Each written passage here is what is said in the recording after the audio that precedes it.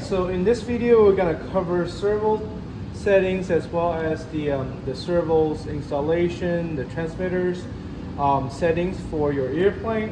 So before you do all your monocode and make sure everything works, the first thing you should do before installing any servo is make sure that it works. So when you get a servo from the lab, we have a lot, so please use the lab servos if you can. You get a servo and your own ESC, your battery, and then here's the servo testers that we have. So on the servo testers, you will see that there's an input pin here, say in, and the output pin here, and also have the signs for the positive, negative, and the signal.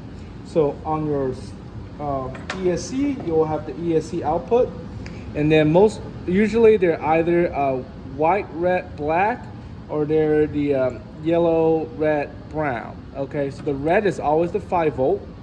The darker color is either black or brown is your ground, and the white or yellow, which is the brighter color, is your signal. So on here, you're gonna plug in your signals to the S signal wires, and the negative, which is your black wires, to the negative here in the input. So you're gonna plug it in. Okay, when you plug it in, you then connect your battery to your ESC, and then the servo connector will be turned on. And then on the other side of the output, you're gonna plug in your cables for your servo. When you plug it in, here you will be able to control your servo by the servo tester. The servo will go, most of the servo will go from -45 to 45 degrees. So on this little knob, all the way left is negative 100% deflection, which is -45 degrees, and then positive 100%. Okay, so you want to go to the neutral here, and that is your neutral point. So you want to make sure you're at the neutral point, and then you install your servos into your airplane and connect your servo home. So in this case, your ailerons, elevators will be mechanically at its center as close as possible.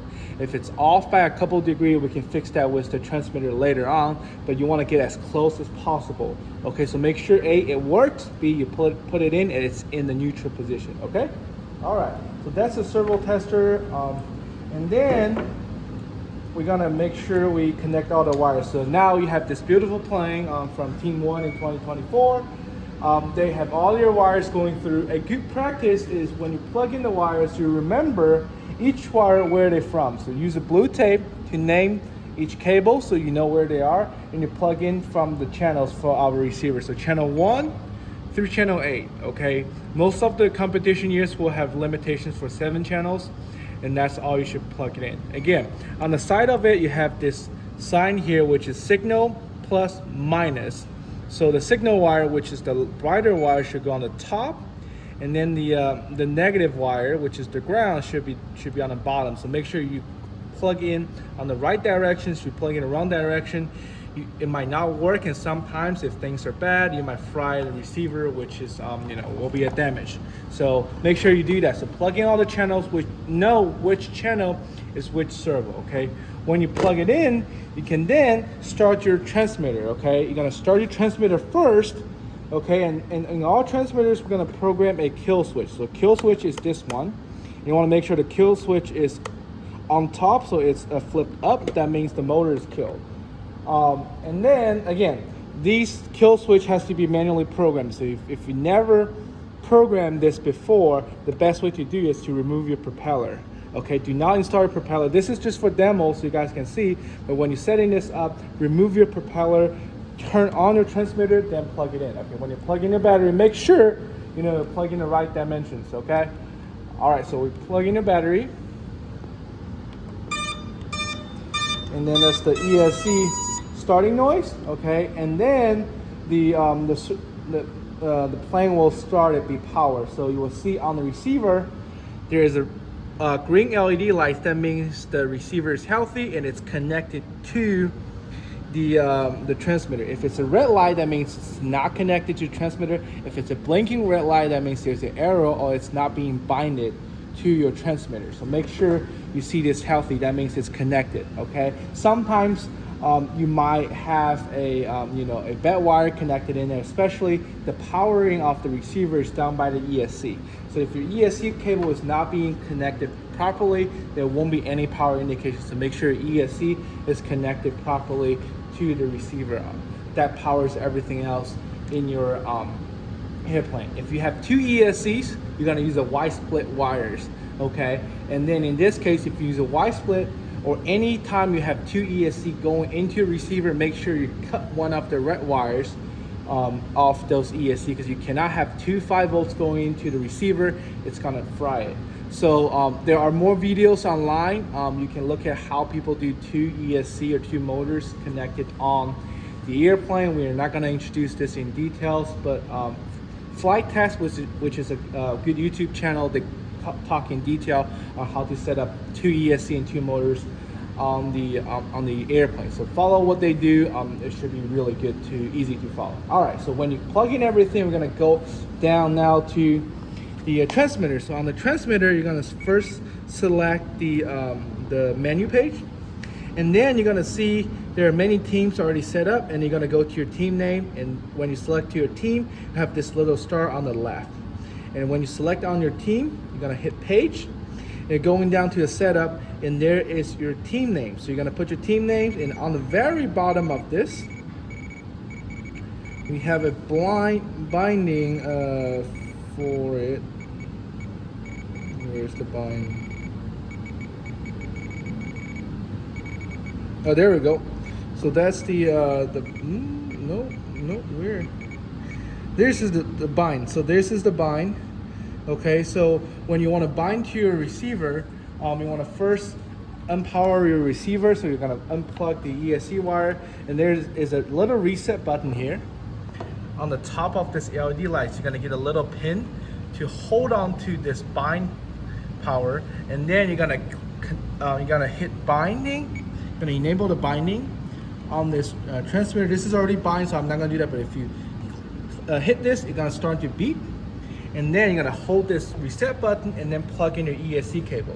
It takes about 3 seconds to bind. When it's binded, the red flashing light will stop, and then all you need is to restart your transmitter, restart your receiver, and then it should turn green. That means it's properly binded. If it's not, again, try to search YouTube. There are a couple videos showing you how to bind the X7 and the X8R transmitter and receiver. These are straightforward. Okay, if you're binded, we're gonna go to the next page. So we were on setup, and when I go hit next, next, next, and to the inputs. So this is where you define inputs. The default inputs are okay from that. If you have any special inputs, you can put it in there. But again, I will recommend it. You have the standard inputs put in here, and you work on the mixing, which is next page. So next page will have mixer. So mixers on the left, we'll see all the channels. So from channel 1 through channel 7. And then again, you're gonna remember what you put in to your receiver for each servo. So for example, on this plane, on the channel 1 and channel 2 are ailerons.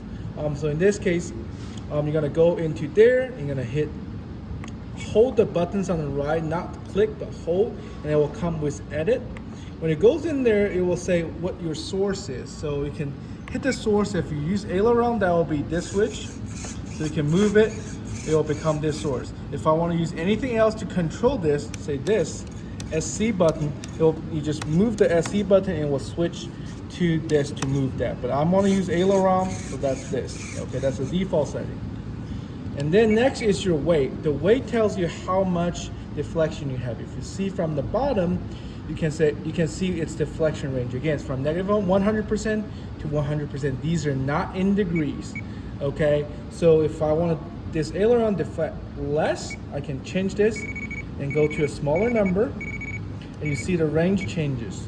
Okay, in this case, if I deflect it again, it will be a lot less deflections. So we can have Manny shows here. So that's limited deflections here, and if I go all the way up to 100, you will see a little bit more deflections on these. Okay, so you can limit how much deflection you have on the aileron.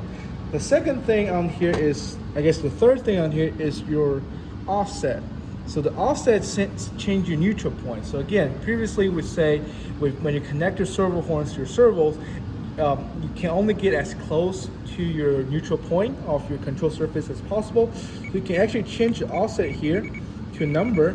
So if I start to change my offset, if you can see the other elevators here, it actually changes neutral points. Okay, so it has a different neutral point. But that's when you can literally offset where your neutral point is. Okay, so this is the offset, and again, you should make your mechanical position as close to the neutral as possible, and then you use this offset to fine tune it. You shouldn't offset anything over 25% unless it's a flap or some other special functions.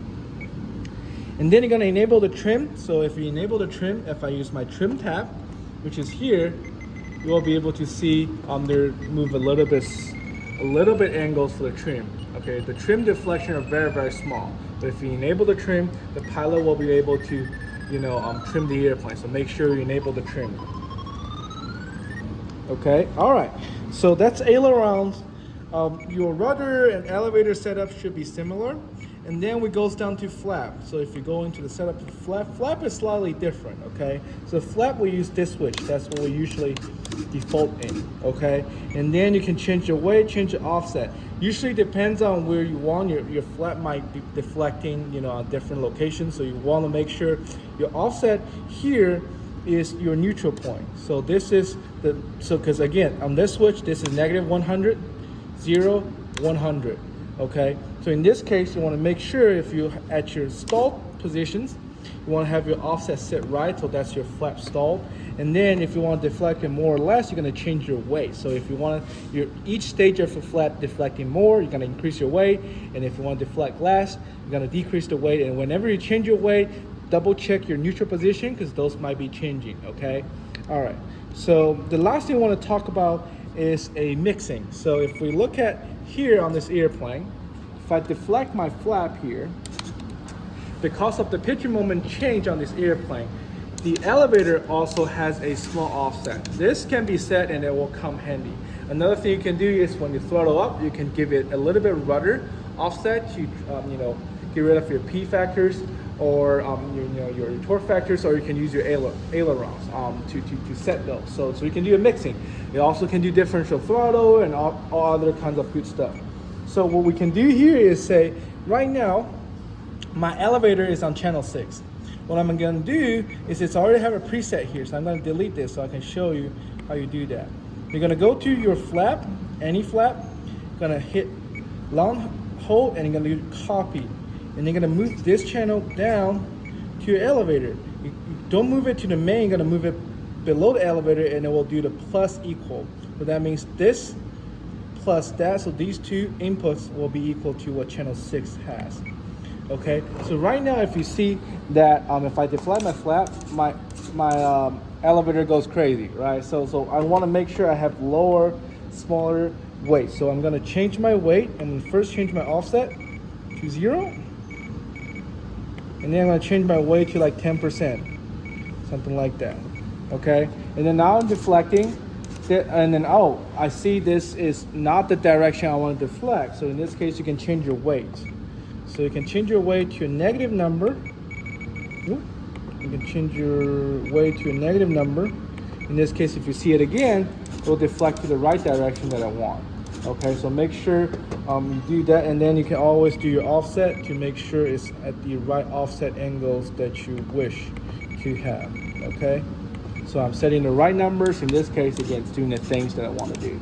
Okay, so that's the mixing of the transmitter. Okay, all right, so if we go to the next page, that's called output. So in this page, it actually limits your maximum deflection of your servo. So say channel 2 is my aileron. So the best way to do that is, again, in your mixer, you want to make sure your math are correct. But by any means, your mixing is too complicated, you can again go to the outputs to physically kind of limit its maximum deflection. So for example, for the aileron, right now, I don't have any limitations, but if I wanted to say, hey, I wanted to reduce its minimum number to 60%. In this case, if we look at this aileron, it will have its limited deflecting up, okay, because I'm just mixing this. So whatever mass you do in the mixing will be override by the output's maximum and minimum limitation. So again, this is not the ideal ways to program your airplane, but this is the last resort if things getting really complicated. Okay, so I'm gonna get it back here to 100. So the last thing is the safety. And the safety is actually the first thing you should do, which kind of late in this video, but If you go down here, it's called special functions. Okay, in here you're gonna set that and you're gonna program your safety switch. So again, it will be always the left switch up will be to engage your safety, and then it will be overriding channel 7, which is the throttle, to negative 100%. That's all the way throttled down. Okay, so whenever this switch is flipped, if you see this airplane, no matter what I move, okay, the motor won't move, and you have to engage that. But if I, by any chance, that disable this switch here, and then I'm going to hold this, you can see the propeller actually moves in this case. So always program this channel first. That's a safety switch, so nothing happens. Again, when you're first time setting up, do not put your propeller on there. Remove your propeller. Again, this is just for the demo. You only install the propeller when everything works and you're ready to fly. Okay. All right. So that should be a quick cover for the transmitter, servo, electronics, covering up. Again, this transmitter can do a lot of things. So if you have anything you think will help your airplane fly more stable, you can talk to the pilot or the instructors for recommendations. But try to make the best use of this transmitter to program your servos to improve your stability of the airplane. All right, that's the video, and then thank you guys.